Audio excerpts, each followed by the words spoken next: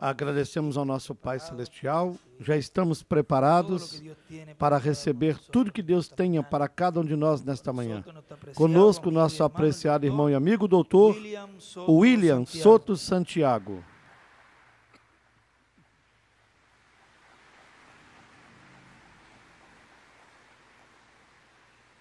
Muy buenos días, amables amigos e irmãos. Bom dia, amáveis amigos e irmãos aqui presentes e os que estão através do satélite Amazonas em diferentes nações. Que as bênçãos de Cristo, o anjo do pacto, estejam sobre todos vocês, irmãos e irmãs aqui presentes, ministros, congregações e irmãos e irmãs em outros lugares também. No nome do Senhor Jesus Cristo. Amém. É uma bênção e um grande privilégio estar aqui reunidos nesta ocasião, juntos louvando a Deus, glorificando o seu nome e assim ouvindo a sua palavra. Para esta ocasião, leremos em São Lucas, no capítulo 12,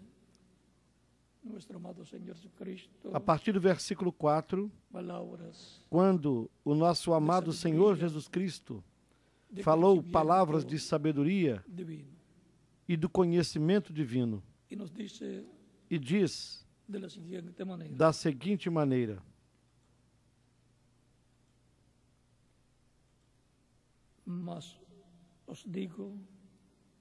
e digo-vos, amigos meus, não temais os que matam o corpo, e depois não têm mais que fazer. Mas eu vos mostrarei a quem deveis temer. Temei aquele que depois de matar tem poder para lançar no inferno. Sim, vos digo, a este temei.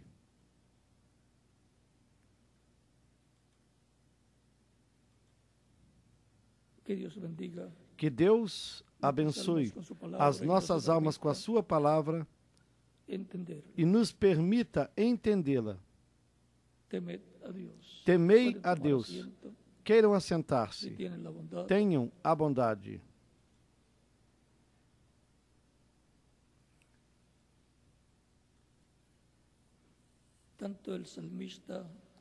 Tanto o salmista como o proverbista Salomão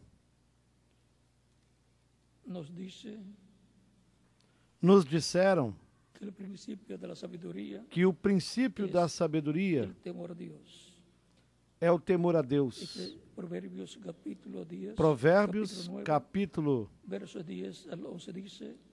9, versículos 10 e 11, onde disse: o temor do Senhor é o princípio da sabedoria, e o conhecimento do Altíssimo é o entendimento. Também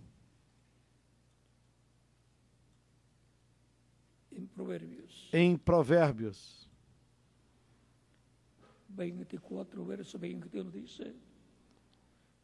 no capítulo 24 e versículo 21, e em Eclesiastés, Provérbios 24, verso 21 diz: temei ao Senhor, filho meu, e ao rei. E no livro de Eclesiastes, capítulo 12, nos diz nos versículos 13 e 14.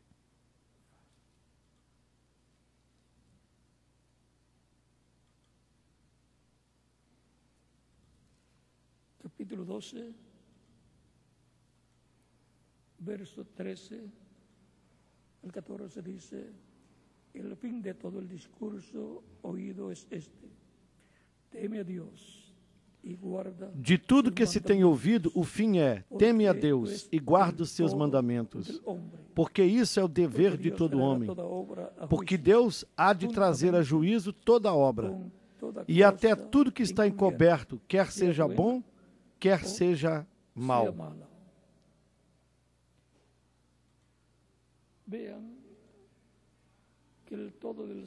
Então vejam que o tudo do ser humano é o temor a Deus, que é o princípio da sabedoria. Portanto, para se começar a vida nesta terra, tem que se começar com sabedoria. E, consequentemente, o princípio da sabedoria é o temor a Deus. Por isso foi que Deus ordenou a Moisés que dissesse ao povo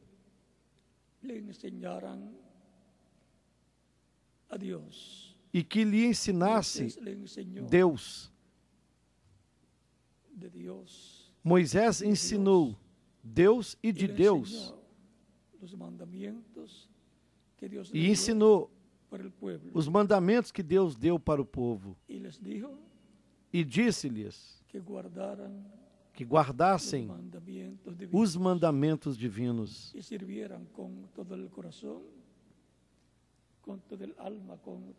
e que servissem a Deus com todo o coração, com toda a alma, com toda a mente, com todo o espírito e com todas as forças, que o amassem, o servissem e também ao seu próximo como a si mesmo. Portanto, o temer a Deus, isso é muito importante para poder respeitá-lo e reconhecer essa obra de Deus para o tempo em que a pessoa esteja vivendo, reconhecer a obra, amá-la e respeitá-la.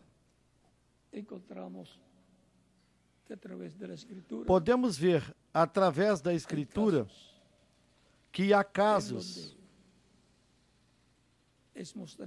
onde está mostrado que muitas pessoas respeitaram a Deus, honrando e amando a mensagem de Deus para o tempo em que lhes correspondeu viver, reconhecendo o mensageiro que Deus enviou para elas nesse tempo. E, consequentemente, elas estiveram respeitando Deus, amando-o e temendo-o.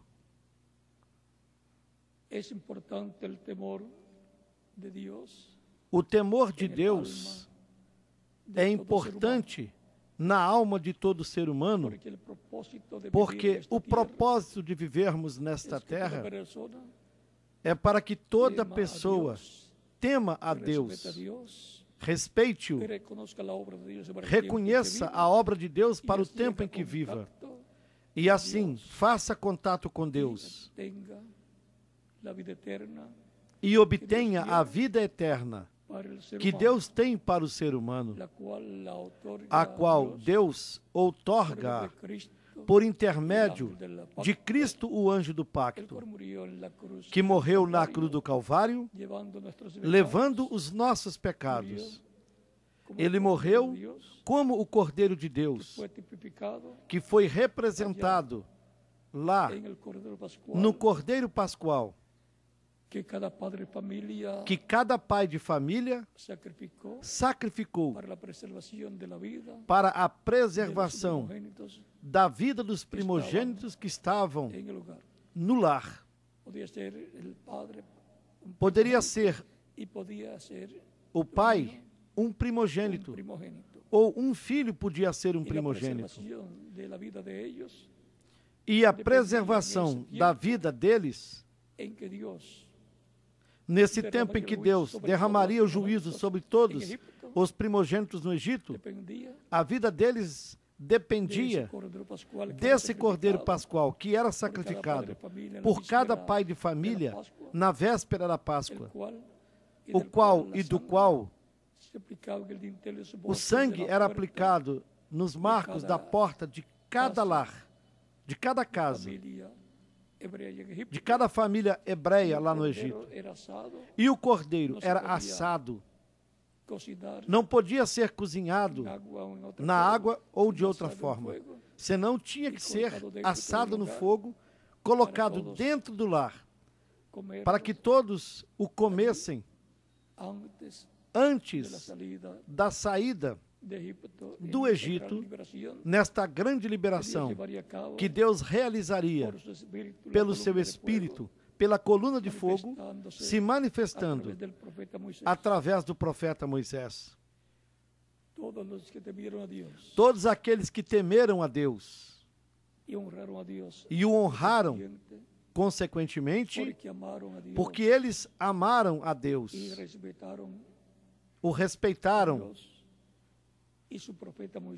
e também a seu profeta Moisés, e a palavra e a mensagem que ele lhes deu, os primogênitos nesses lares foram preservados com vida.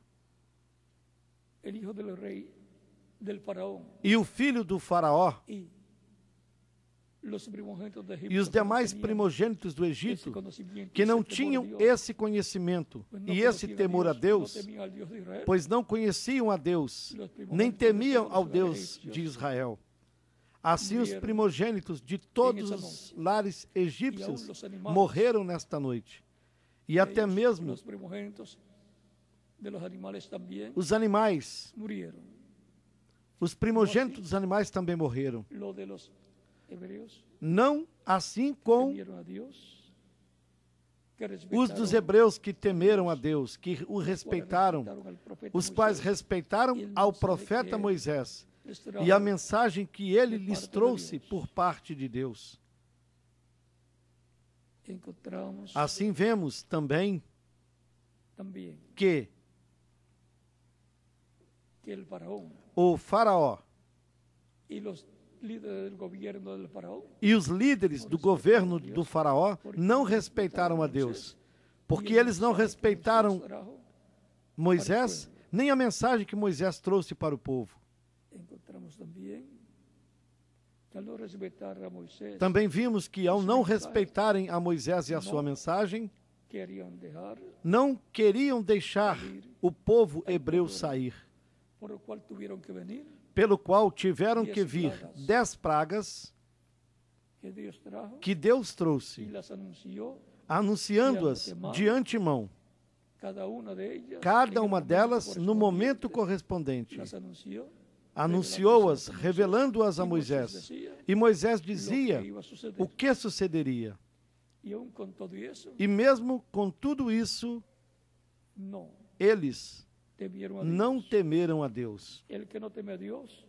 Quem não teme a Deus, seu final será triste. Não poderá entrar no reino de Deus. E isso tem que ser acertado enquanto estiver vivendo. Depois que a pessoa morre, não pode dizer: agora eu temo a Deus, eu quero servir a Deus, agora eu respeito a Deus, a sua mensagem e o seu mensageiro. Isso já não poderá ser feito depois que a pessoa morreu. Tem de ser enquanto a pessoa vive nesta terra. Podemos ver que não há acepção de pessoas. Observem. Vemos pessoas de diferentes classes amando e temendo a Deus. Consequentemente, respeitando-o. Mas há também famílias e familiares dos próprios mensageiros de Deus que Deus lhes enviou através do tempo e que elas não respeitaram Deus e, consequentemente, não temeram a Deus. Este, ou um dos casos, também foi o de Araão,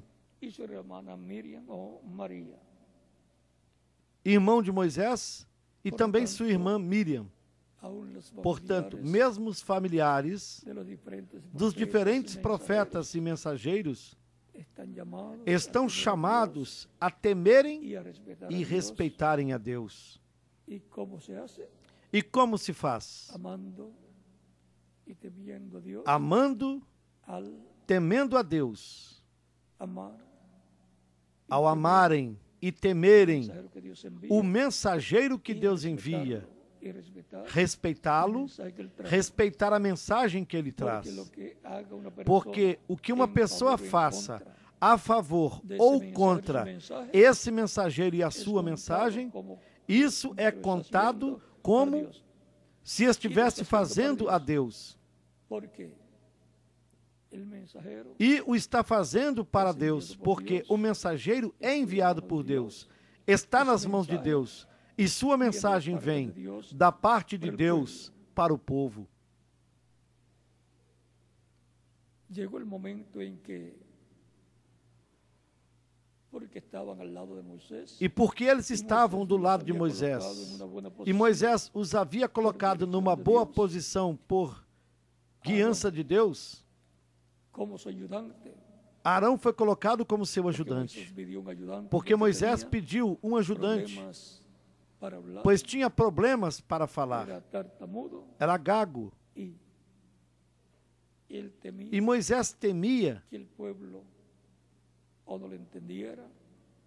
que o povo não entendesse ou que riria dele, pois sempre estão aquelas pessoas que zombam de outras, porque vejam nelas algum defeito, e mais ainda num gago, ou uma pessoa que tenha problemas para caminhar. Miriam, a irmã de Moisés, que era mais velha que ele, e que o tinha ajudado quando ele era bebê, quando colocaram numa cesta, tanto ela como a sua mãe, por instrução da sua mãe, vejam bem, isso não valeu, nesse momento, para que não fosse culpada de zombar de Moisés, tanto ela como Arão, que era o sumo sacerdote, a segunda pessoa mais importante depois de Moisés. Arão, porém, pensou que talvez porque ele estivesse na posição de sumo sacerdote, podia zombar de Moisés, falar a respeito de Moisés e não ter problema algum. Miriam e Arão falaram da esposa de Moisés, que era uma etíope. Consequentemente, ela tinha uma cor mais escura e era gentia.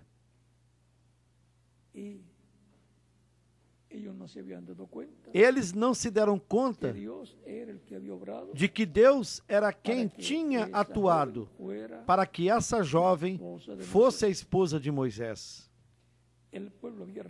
O povo havia rejeitado Moisés quando ele tinha por volta dos 40 anos, quando quis libertá-los.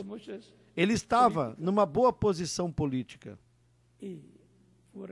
E assim foi rejeitado. Então Moisés teve que sair fugindo, porque havia matado um egípcio ao defender um hebreu. E esse hebreu, juntamente com outras pessoas,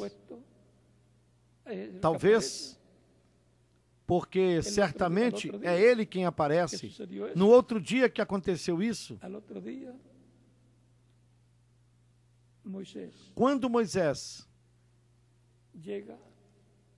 viu 2 hebreus peleando, em peleja, va para ele hacer la paz entre se aproximou para ellos, para que haya apaziguá-los, paz entre ellos.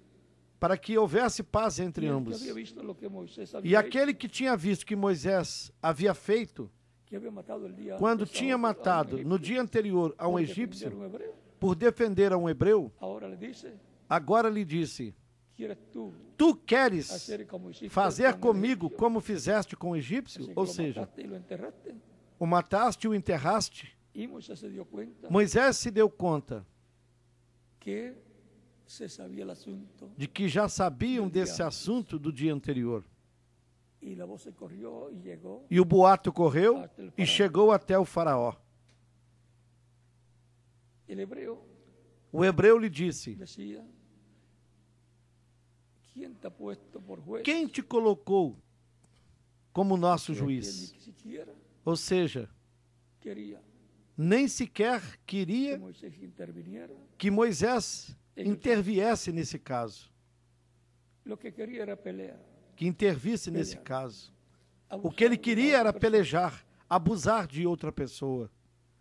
Moisés Moisés teve que tuvo sair ir fugindo, huyendo, porque porque el faraón o faraó dio orden deu ordem de de detención prisão sobre contra Moisés para para julgá-lo e logo matá-lo.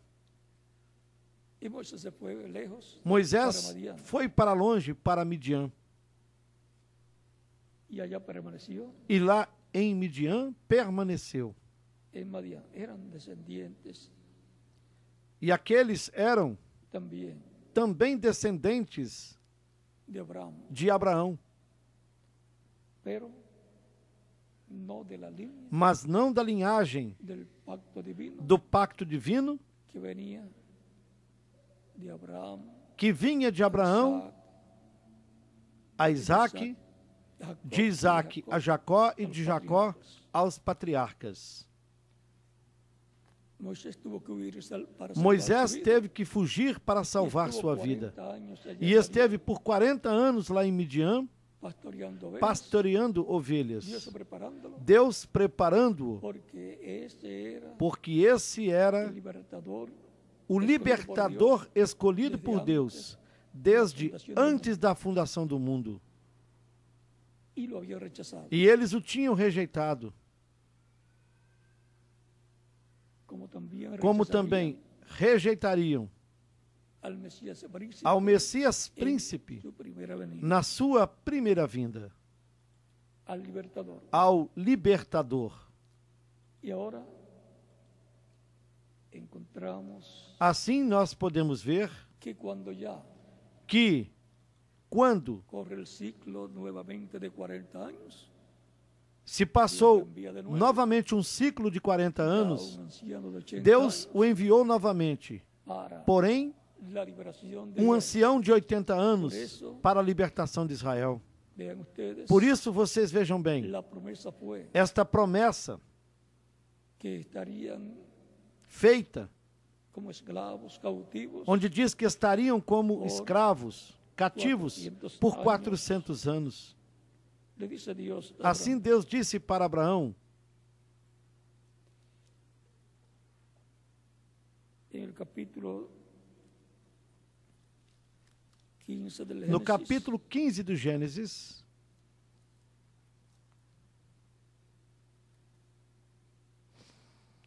versos a partir do versículo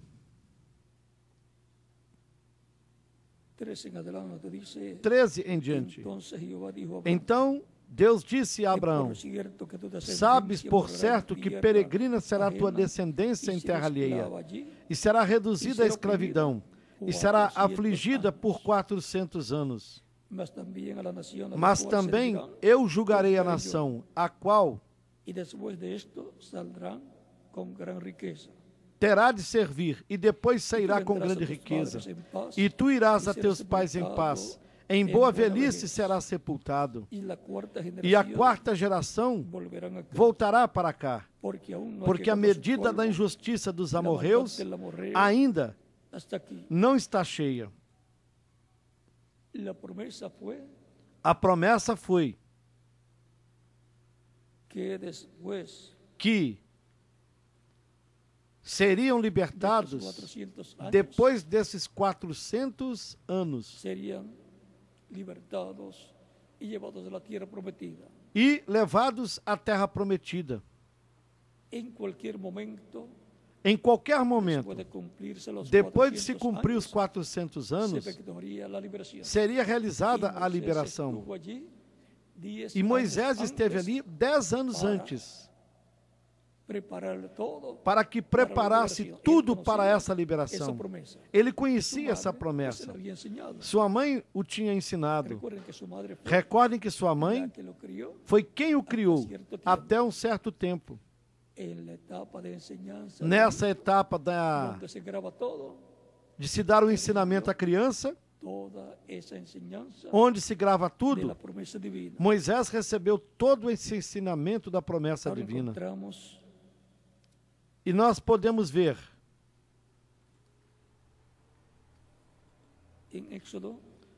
no livro do Êxodo,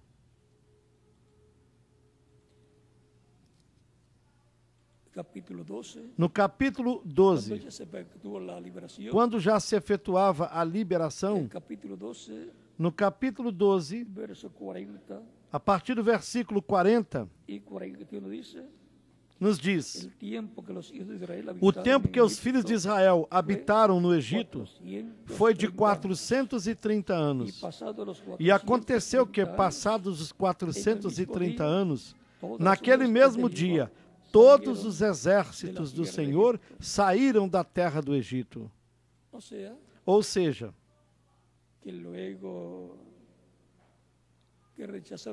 que depois de rejeitarem a Moisés quando tinha 40 anos, eles tiveram que esperar mais 40 anos.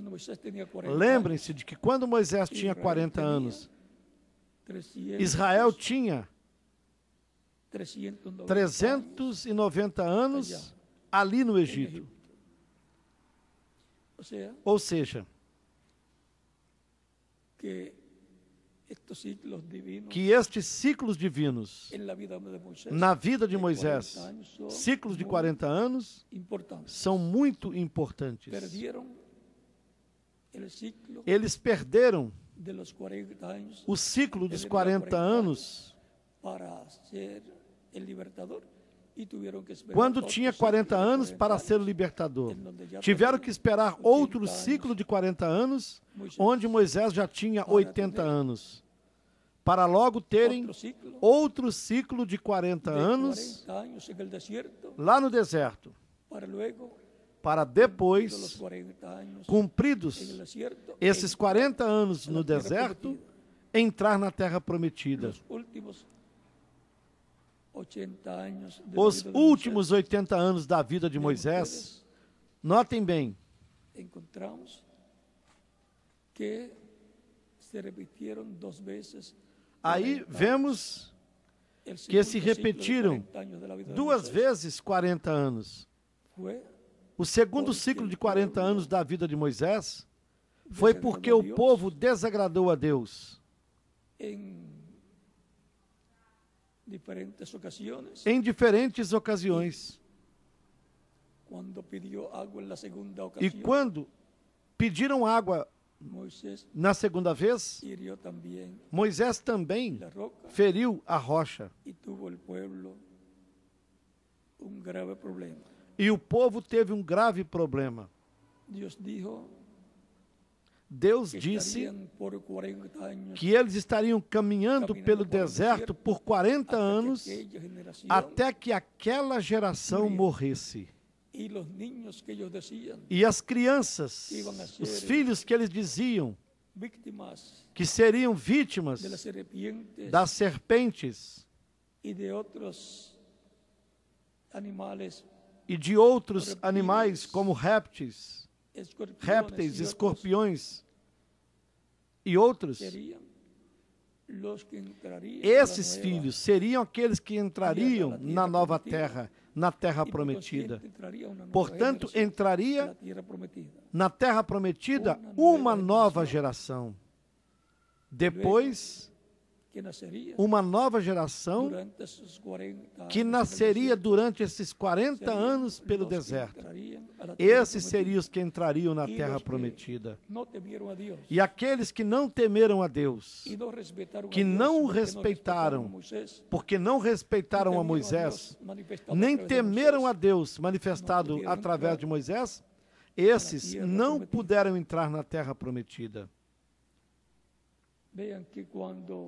Vejam bem que quando se cumprem 40 anos, em cada ocasião em que se cumpra 40 anos, que se cumpriu 40 anos na vida de Moisés, foi um tempo para a bênção que se abriu. Um ciclo divino se abriu. E se o povo perdesse, teria que esperar mais 40 anos. Quando chegasse esses outros 40 anos e se abrisse novamente esse mesmo ciclo. E, para se entrar na terra prometida, vejam que ali foi aberto o terceiro ciclo de 40 anos de Moisés. Porém, ele não pôde entrar, porque desagradou a Deus, ferindo a rocha, quando Deus lhe disse que falasse a rocha. Quer dizer que até mesmo o mensageiro teve problemas. Naquela ocasião, quando deveria ter feito as coisas como Deus lhe disse para fazer, ele atuou com coragem, porém com raiva,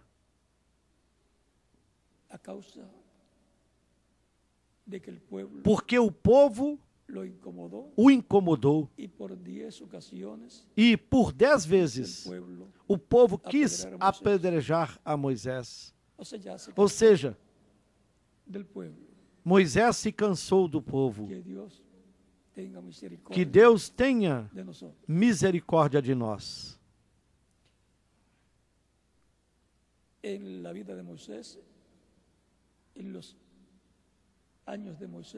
Nos anos da vida de Moisés,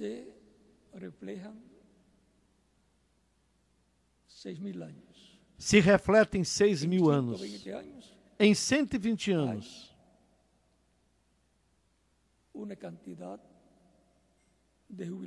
há uma quantidade de jubileus. Consequentemente, nesses jubileus, que estão representados na vida de Moisés, está refletido o programa divino. O que tem que se fazer é dividir 6.000 anos por 50 e dará 120 jubileus. Esses ciclos da vida de Moisés são importantes. Assim como o reverendo William Branham nos disse que ele também tinha ciclos de 7 anos na sua vida.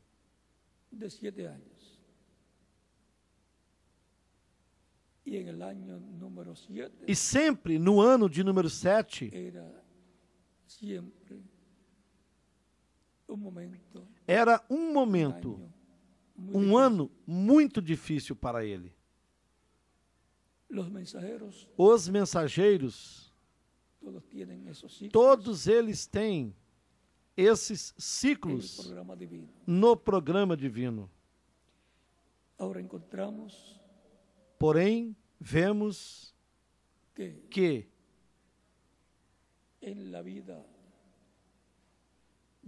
na vida de Moisés,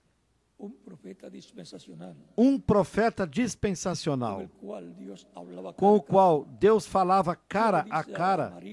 Deus disse para Miriam, quando ela ficou leprosa,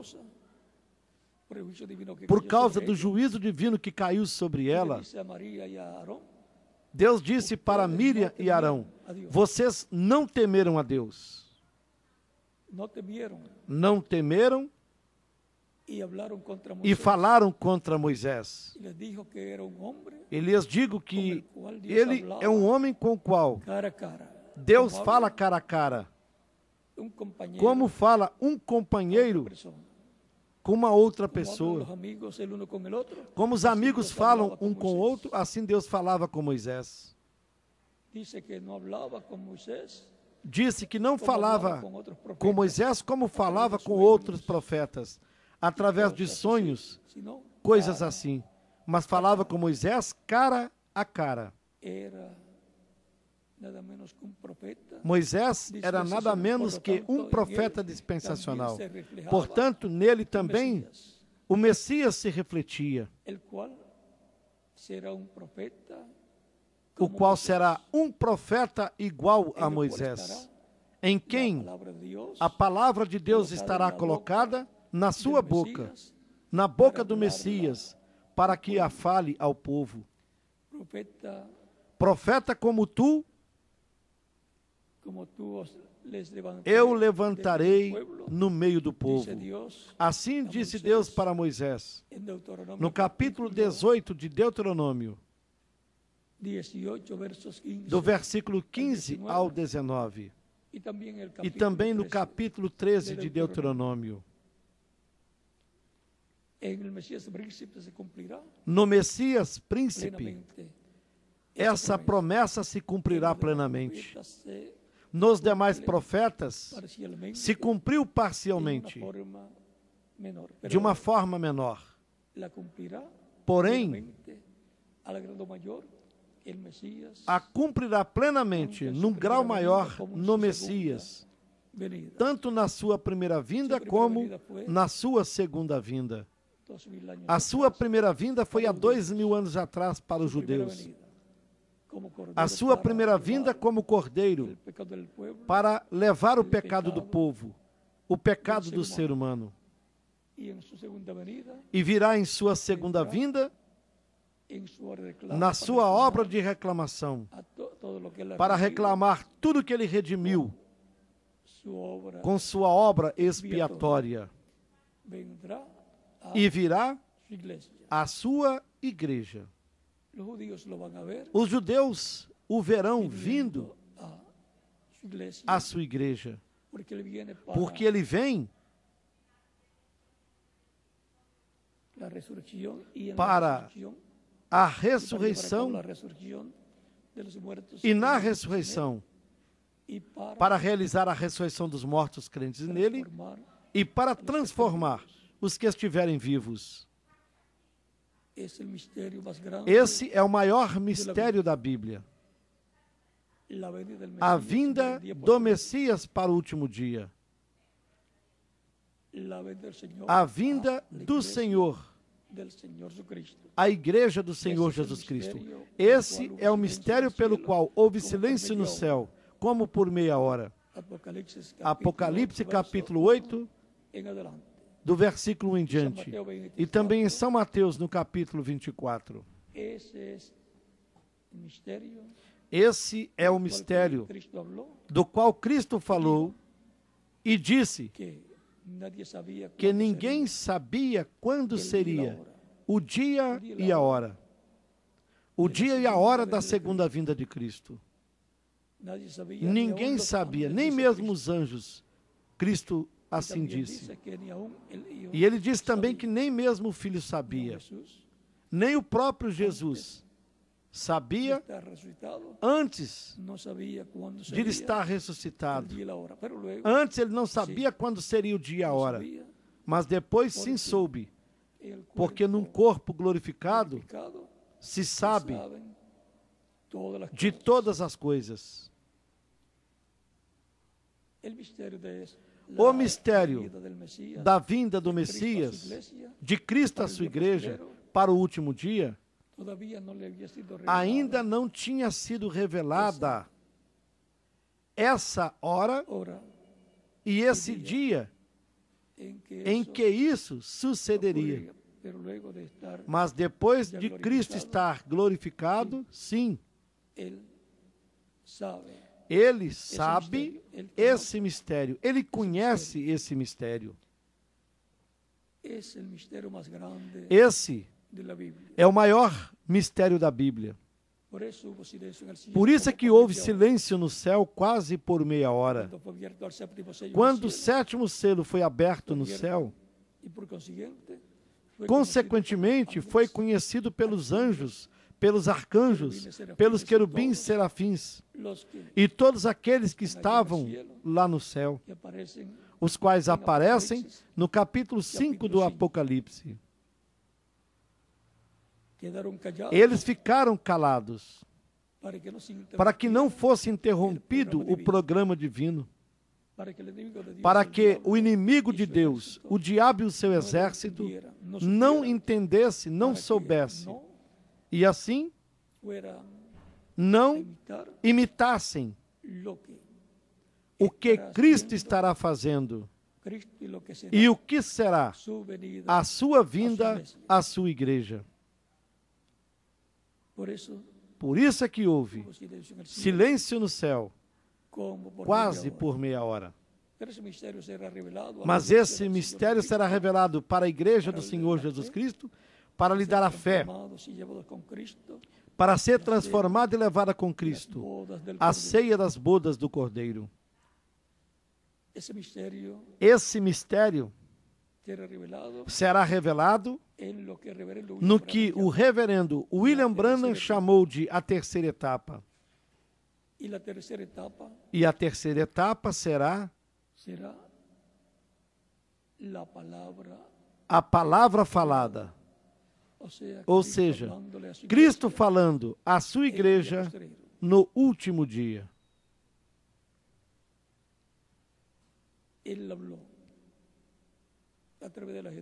Ele falou através das eras, por meio do seu Espírito,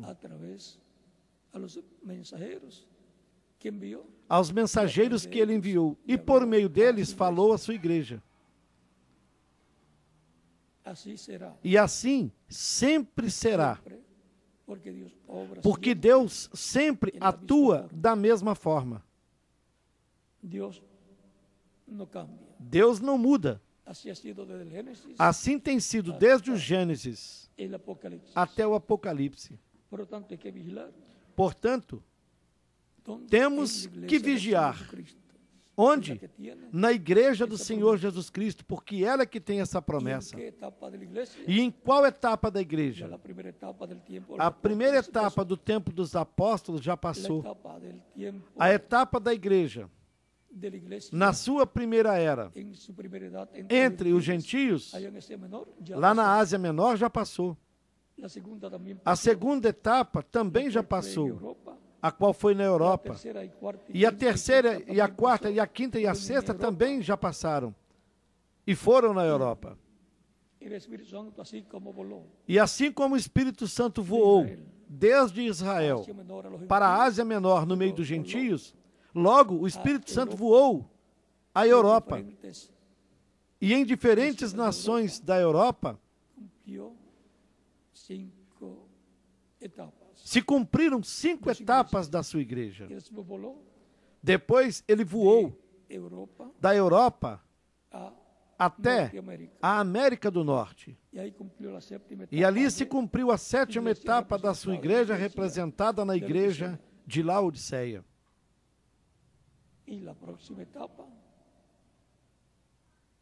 E a próxima etapa será para onde o Espírito Santo voe desde a América do Norte para outro território. E aí é onde tem que se vigiar por essas promessas que foram feitas para o último dia à sua igreja. E aí será o território para onde o Espírito Santo foi. E para onde tiver voado da América do Norte, tem que se ver para onde ele voou. Porque para onde tenha voado, aí será a cena para o cumprimento de todas as promessas correspondentes a este tempo final. Simples assim.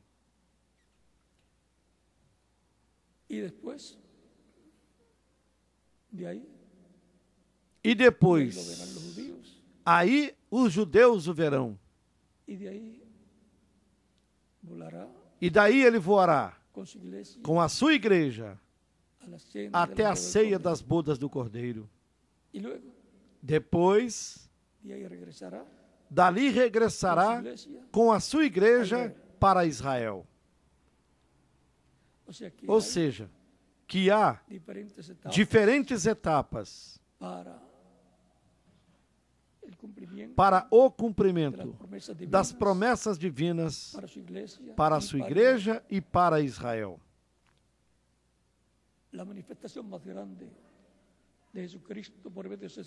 A maior manifestação de Jesus Cristo por meio do seu Espírito Santo está prometida para este tempo final.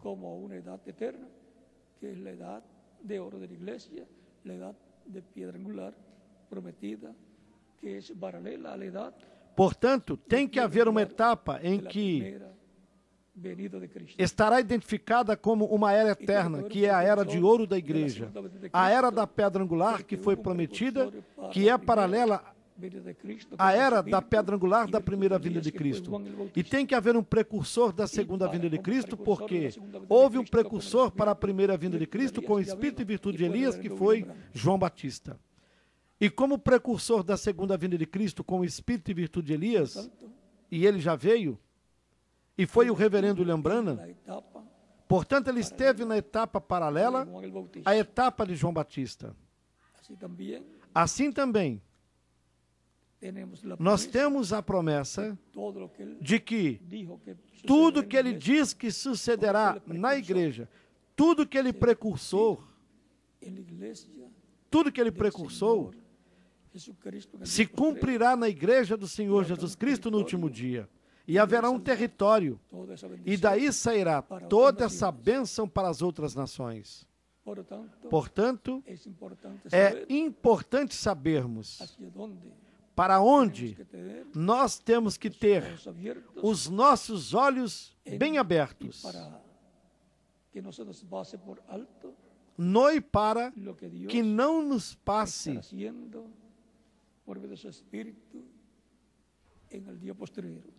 por alto o que Deus está fazendo por meio do seu Espírito no último dia. Ainda não se pode falar muito claramente, muito abertamente, para que o inimigo de Deus não imite as coisas que Cristo estará fazendo no meio da sua igreja. Mas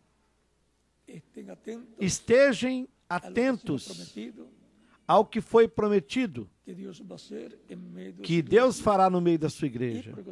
Consequentemente, usará a sua igreja para a realização de todo esse programa divino correspondente para este tempo final.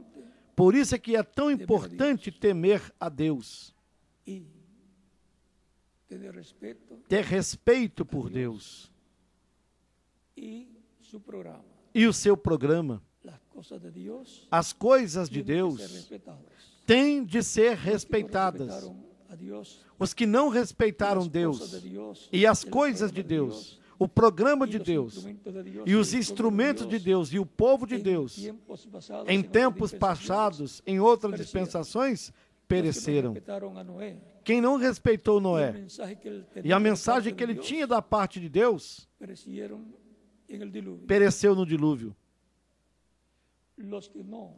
Quem não respeitou Deus e o seu programa que ele tinha para o tempo de Abraão, aqueles que viveram em Sodoma e Gomorra e cidades vizinhas, eles pereceram com o fogo e o enxofre que desceu do céu. Os arcanjos Gabriel e Miguel, que apareceram para Ló, lá em Sodoma, disseram-lhe que Deus os tinha enviado para que destruíssem a cidade. Ou seja, que anjos vêm com comissões para a bênção ou com comissões para juízo divino sobre indivíduos, sobre nações e até mesmo sobre todas as nações, como sucedeu no tempo de Noé. Porém, o importante também é que eles vêm com bênção para os que temam a Deus e respeitam as coisas de Deus. Aqueles que não zombem, senão que são reverentes, respeitosos e temam a Deus. Temei a Deus, porque isso é o tudo do homem. Tema a Deus e guarde os seus mandamentos. Todos nós sabemos que há grandes bênçãos de Deus para aqueles que temam a Deus, que o respeitam e a sua palavra, a seus mensageiros, amam a Deus. A pessoa não pode respeitar Deus, aos servos de Deus e ao povo de Deus, se não teme a Deus, se não tiver temor de Deus. A pessoa sem o temor de Deus não o respeita, nem as coisas de Deus, as coisas espirituais e até mesmo as coisas físicas que pertencem a Deus.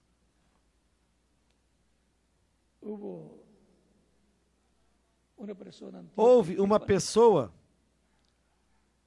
Antíoco Epífanes, que não respeitava Deus, não temia a Deus, não amava o povo de Deus.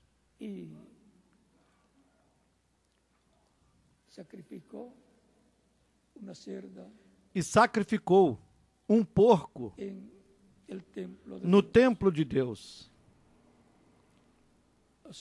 Ou seja, uma pessoa que não respeita a Deus, não ama, não o teme, não respeita a Deus e faz coisas contra Deus. Mas quem respeita a Deus, que o ama e o teme, consequentemente ama a Deus, e assim respeita Deus e as coisas de Deus. Deus demanda respeito de todo ser humano. Deus demanda que todos o temam e o respeitem. E isto não é voluntário.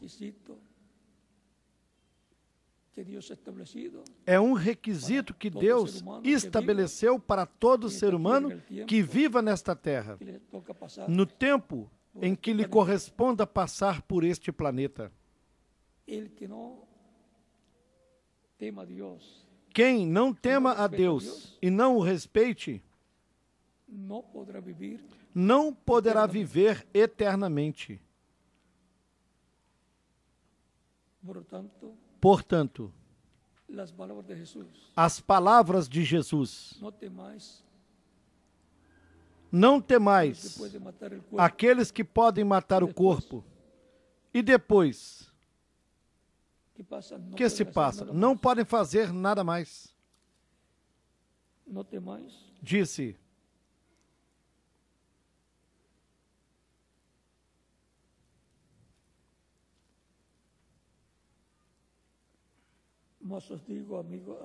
e digo-vos, amigos meus, não temais os que matam o corpo e depois não tem mais o que fazer. São Lucas, capítulo 12, versículo 4 e daí em diante. Mas eu vos mostrarei a quem deveis temer. Temei aquele que depois de matar tem poder para lançar no inferno. Sim, eu vos digo, a esse temeis, ou seja, a Deus. Temei a Deus. Quem não entenda de Deus, do programa divino, da Bíblia, da obra de Deus, não o critique. Guarde silêncio. Ore a Deus para que Ele lhe abra o entendimento. E então, o que não entender pelo momento, depois entenderá. Não seja que perca o temor a Deus. E logo comece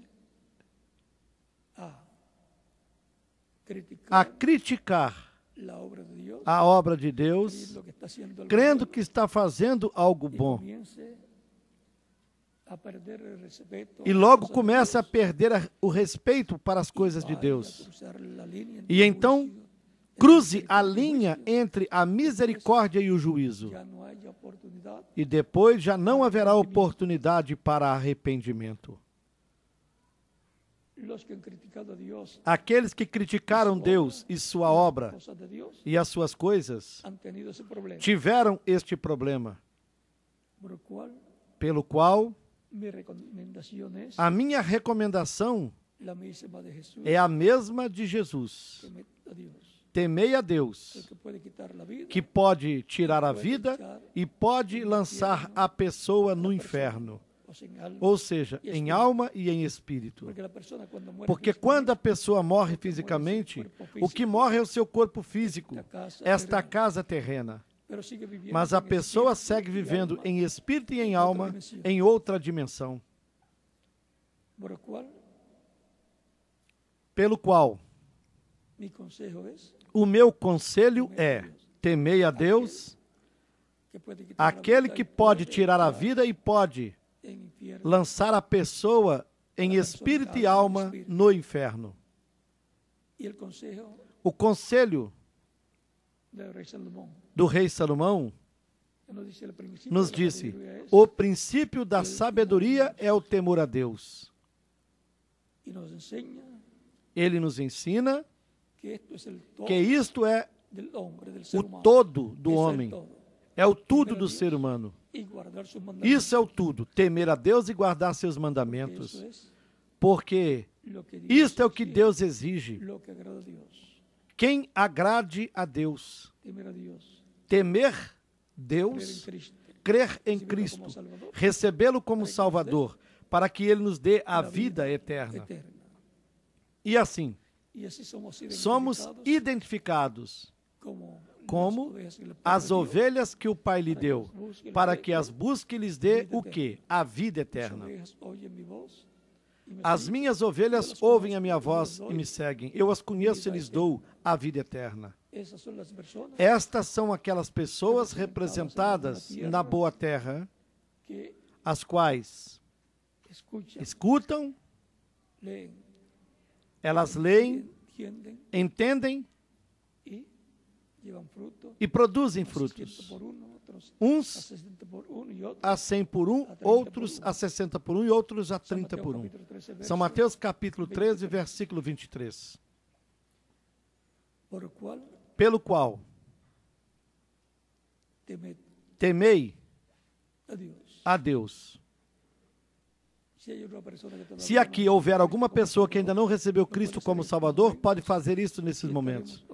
Estaremos orando por você para que Cristo te receba no seu reino e te dê vida eterna, para o qual você já pode chegar até aqui na frente e estaremos orando por você. E as crianças, a partir dos 10 anos de idade, também podem vir aos pés de Cristo, o nosso Salvador. E vocês que estão em outras nações também podem vir a Cristo para que Ele lhes dê a vida eterna.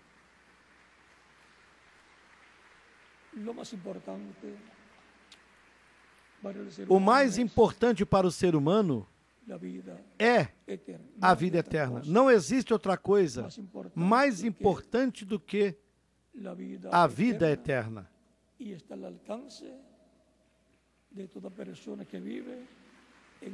E ela está ao alcance de toda pessoa que vive neste planeta Terra. Cristo disse: eu sou o caminho, a verdade e a vida. Ninguém vem ao Pai senão por mim. De modo que nós sabemos quem é a vida, é Cristo. E quem quiser vida eterna, venha a Cristo para que Ele lhe dê a vida eterna, porque Ele é quem tem a exclusividade da vida eterna. Deus nos deu a vida eterna, e esta vida está em seu Filho. Quem tem o Filho, tem a vida. Quem não tem o Filho, não tem a vida. O que a pessoa tem é uma vida temporária que terminará. E se não tiver a vida eterna, não poderá viver eternamente no reino de Deus. E como nós recebemos a vida eterna? Recebendo Cristo como nosso Salvador, para que Ele nos dê a vida eterna. As minhas ovelhas ouvem a minha voz. Elas me seguem, eu as conheço e dou-lhes a vida eterna. Jamais perecerão. O meu Pai que me as deu é maior do que todos, e ninguém pode arrebatá-las da mão do meu Pai. São João, capítulo 10, versículos 27 a 30. E a outra citação que lhes dei anteriormente é a primeira carta de São João, capítulo 5, versículos 10 a 13. De modo que nós já sabemos onde está a vida eterna, porque Cristo é a árvore da vida eterna, e é recebendo-o como o nosso Salvador. Vamos ficar em pé para orarmos pelas pessoas que vieram aos pés de Cristo, o nosso Salvador, aqui nesta ocasião. E com as nossas mãos levantadas ao céu para Cristo e com os nossos olhos fechados.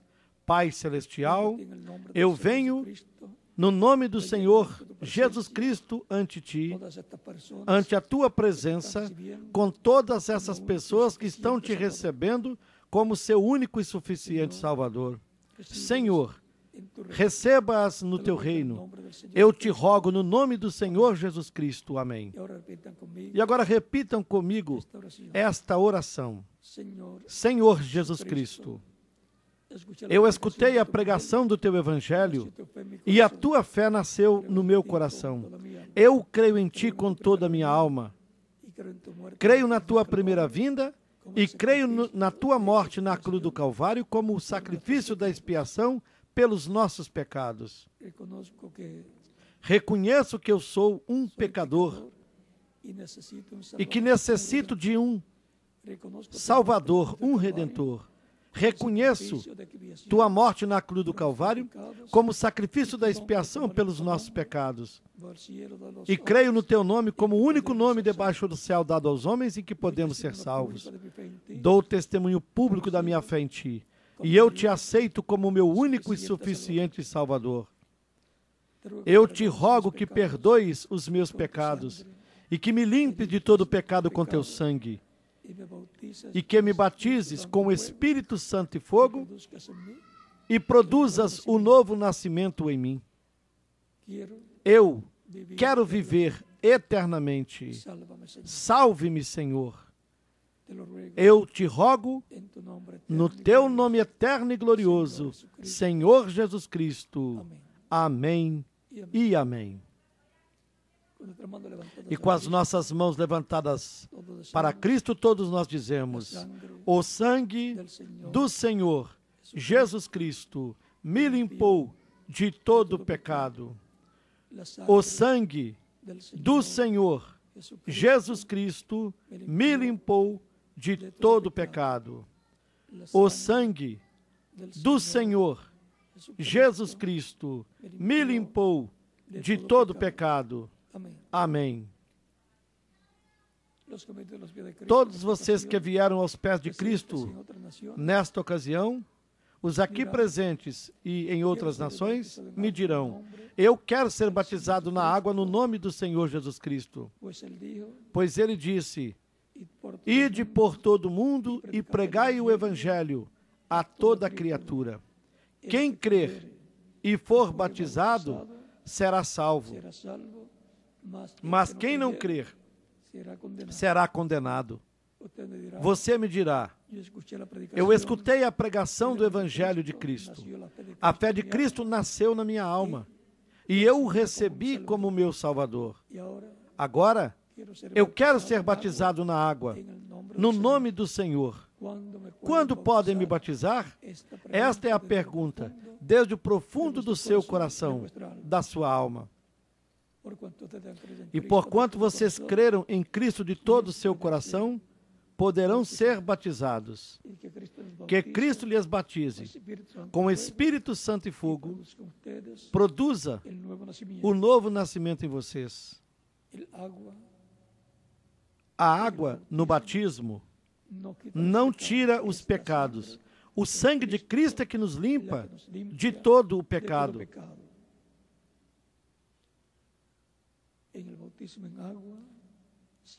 E sendo o batismo na água um mandamento de Cristo, e o próprio Cristo foi batizado por João Batista, no batismo na água, nós nos identificamos com Cristo, na sua morte, no seu sepultamento e na sua ressurreição. Por isso é que é tão importante o batismo na água, no nome do Senhor Jesus Cristo. E assim, fazer como Ele ordenou que nós fizéssemos, e como também fez a igreja no tempo dos apóstolos, e assim continua sendo feito para todo ser humano, até que se complete a igreja do Senhor Jesus Cristo, pelo qual vocês podem ser batizados. Que Cristo lhes batize com Espírito Santo e fogo, produza o novo nascimento em vocês. E nós continuaremos nos vendo eternamente no reino de Cristo, o nosso Salvador. E deixo aqui o reverendo José Benjamin Pérez, para que lhes mostre como devem fazer para se batizarem na água no nome do Senhor. E deixo em cada país o ministro correspondente, para que faça da mesma forma. E até no próximo domingo, com a ajuda de Deus.